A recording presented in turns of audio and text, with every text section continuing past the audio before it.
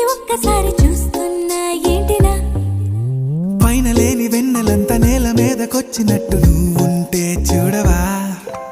మంచువాన నన్ను ముంచనంట వాన విల్లు మీద ఇల్లు కట్టినెవ్వరంట ఈ లోకమంతా నిన్ను చూసినంట ఏ దిష్టి నిన్ను తాకకుండా ఇంటిలోన దాచుకుంటా రంగు రంగు తార నుండి